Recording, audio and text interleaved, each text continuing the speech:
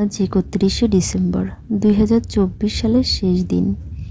এবছরে যখন আমার জীবনের খাতাটা খুলে দেখলাম, তখন দেখি জীবনে কিছু প্রাপ্তির থেকে হারানোর পরিমাণটাই বেশি।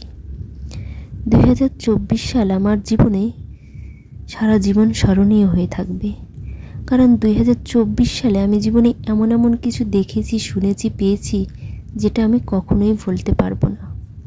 ২০২৪ সালে আমি মানুষকে চিনতে শিখেছি। আমি অনেক মানুষের অনেক রূপ দেখেছি, অভিনয় দেখেছি। কষ্টটা কি সেটাও বুঝতে পেরেছি, অভাবটা কি সেটাও জানতে পেরেছি।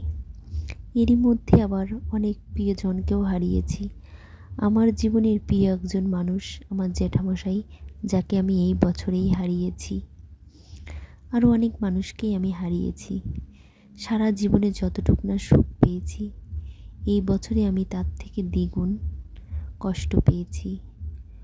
অনেককে জানতে পেরেছি, অনেককে বুঝতে পেরেছি। তাই ভগবানের কাছে প্রার্থনা যেন এরকম বছর আমার জীবনে কখনো না আসে, আর কষ্ট নিতে পারি, আর নতুন বছরে যেন প্রিয় মানুষগুলোকে নিয়ে ভালোভাবে থাকতে পারি, চলতে পারি।